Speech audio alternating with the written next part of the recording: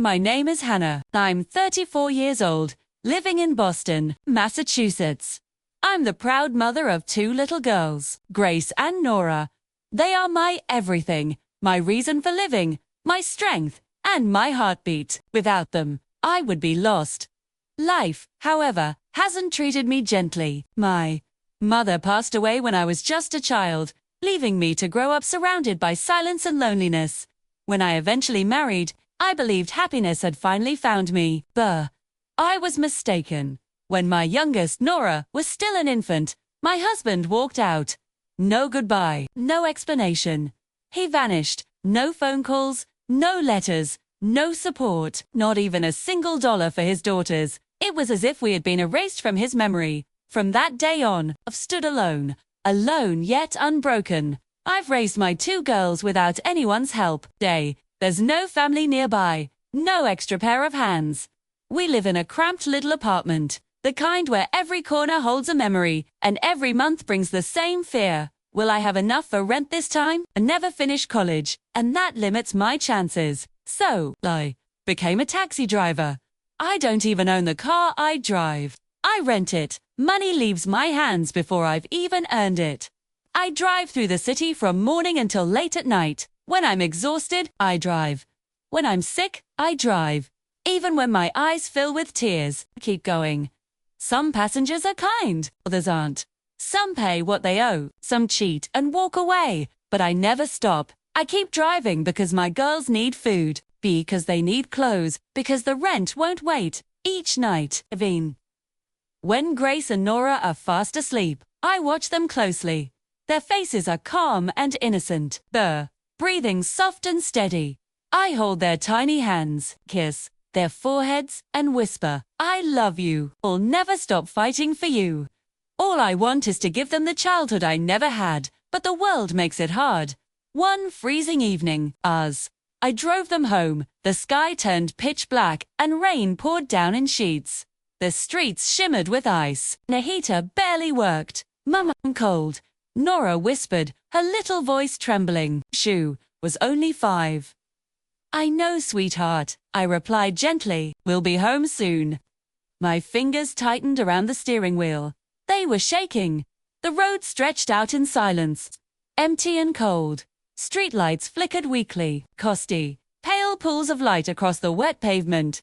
Then, in a heartbeat, a blinding flash, a thunderous crash, an explosion of pain. And then, darkness. Darkness. When I finally opened my eyes, I was staring at a white ceiling. The sharp scent of disinfectant filled the air. Machines beeped steadily beside me. I was in a hospital. Every inch of my body ached. My head throbbed. My arms felt limp and powerless. Then, like lightning, the memory returned. The accident, my girls. Where were my daughters? Tried to speak, but my throat was dry, my voice barely a whisper. Grace, Nora. Nurse appeared at my bedside, taking my trembling hand in hers. "Try not to move," she said softly. "You were in a serious accident."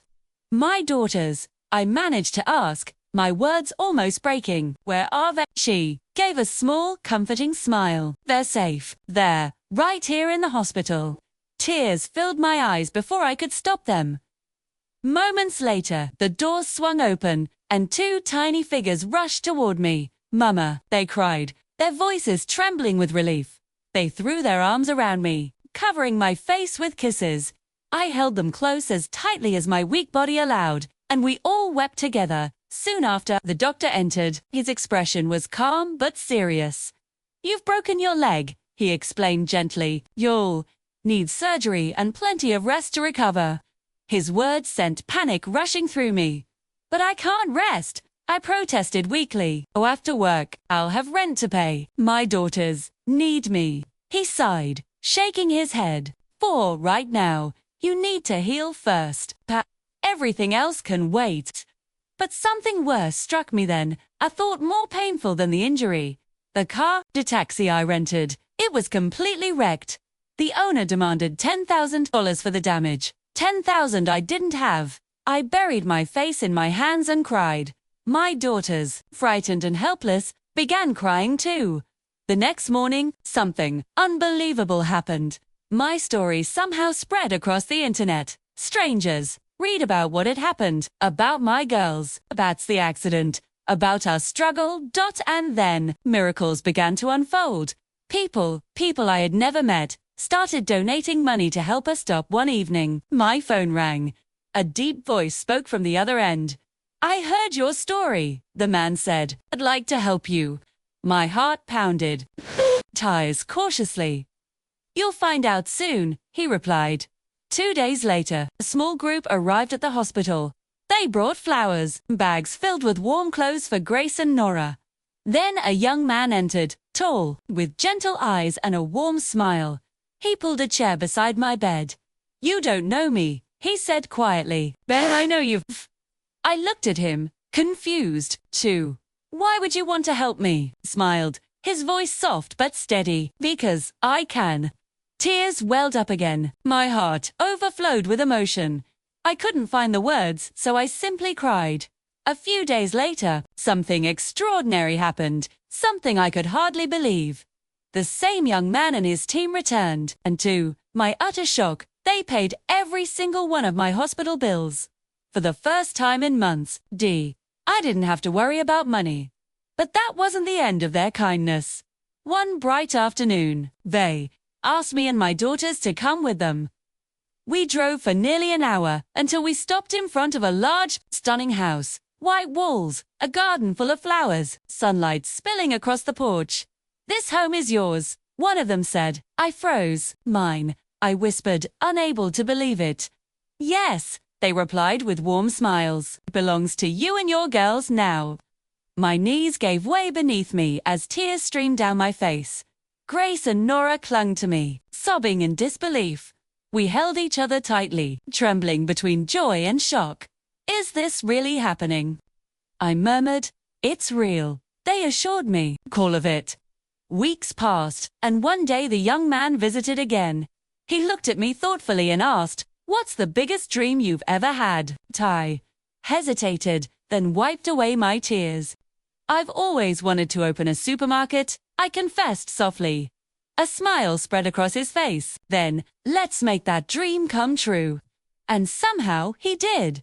Months later, stood behind the counter of my very own supermarket. The air smelled of freshly baked bread. Bright fruit gleamed on the shelves.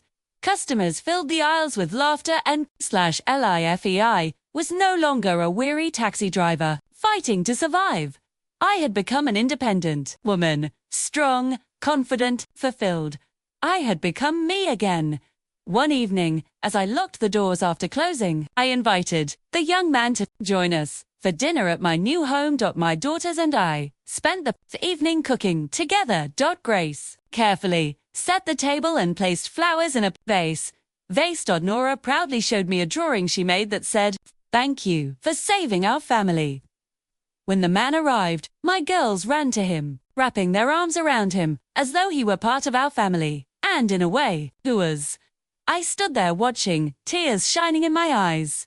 Then I walked toward him, my heart overflowing with gratitude. Before I could stop myself, I dropped to my knees. He immediately reached out to help me up. "Please don't," he said gently. But I took his hand and whispered through tears, "You gave me my life back. You gave my daughters hope. We'll never forget. You are our miracle." His eyes glistened as he replied softly, "You don't owe me anything. Just live happily. That's all I want." That night, after he left, my daughters and I prayed together. We prayed that God would bless him the same way he had blessed us. Now, every morning when I wake in my warm home, I kiss my daughters. Before opening the doors to our supermarket, I face the day with a smile, because one man's kindness changed everything. I will never forget him, because no matter how dark life becomes, kindness and hope can rewrite any story. If this story touched your heart, please like, comment, and share. And don't forget to subscribe for more heartwarming stories.